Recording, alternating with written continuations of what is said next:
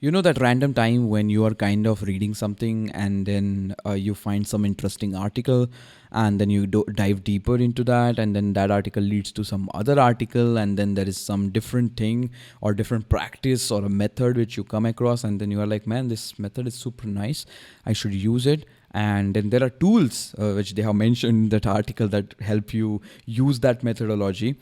Something similar happened to me, and I know it's very very random, but this particular software is new and I have been using it for some time and it has been helpful, and I think it might be helpful for you also. Today we are talking about Obsidian. uh, this one particular software let me write the notes. It's a basic software, not something crazy technical. So you write notes in it, but it's about linking your thinking. Your afternoon caffeine with Dailysh Pod is here. A creative podcast to refuel your day.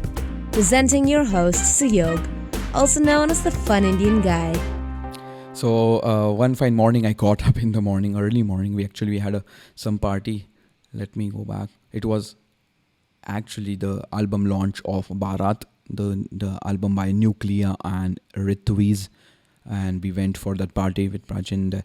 Then I had to go to my relative's place, so we were chilling there. So we slept late, but then I had a couple of Red Bulls at the parties to keep me up and dance. And then I got up a bit early, way too early than everybody else. I'm just sitting, couldn't go back to sleep. Next thing I do, natural thing, which shouldn't be the most natural thing to do. Pick up my phone, started scrolling, went through all the apps, Instagram and all the things which you usually check, and got saturated. I was like, man, this doesn't make any sense. It doesn't help.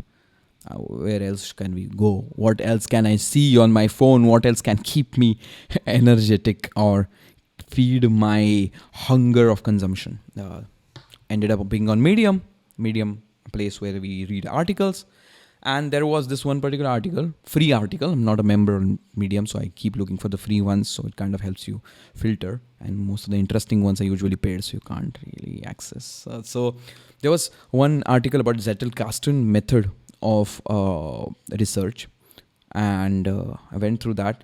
And I think it deserves a separate episode about talking about Zettelekasten. But this particular man, he had a method about writing his notes. So whatever ideas he used to get, whatever stuff he used to get, he used to write and link it to the other article, and he used to make some sort of a structure to link these notes with each other, so that whenever he wanted to write a paper or a book, he could just bring the link and get all the chapters already pre-made, and then he used to make combinations of it and make books. And fun fact is, even after his death, people could still make books out of his work, because his thinking was linked, and all the material was all in place, and very easy to find, and everything made sense, and everything was linked together. So he ended up also writing many things, I think 40 books and 900 research papers or something like that. Not sure if these are the right figures, but this is what I can think of. I think these roughly are the same, but 40 books for sure. So amazing method. Went through the whole article about how you can replicate that method right now in today's modern world. And then there was this software called Obsidian, which that particular blogger had mentioned, where you could also link your thinking. And the software has multiple ways of using it. It's like kind of you create your own system of notes writing, and then he had written how you can use Zettelekasten in Obsidian to generate a similar kind of style.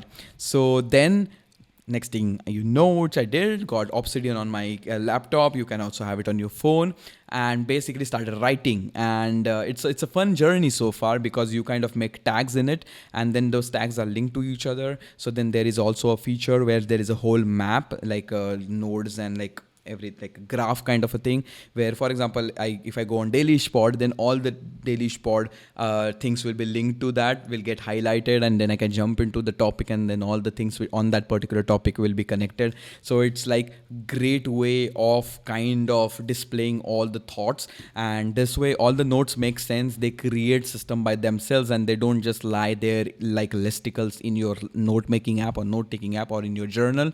So this was a really great exploration. And again, Obsidian, the app, once you start using, there are a couple of good tutorials out there on YouTube. But then it will take some time to generate your own system of how you use, which kind of hashtags you use for what, which kind of tags you use, how do you kind of structure everything and kind of manage everything.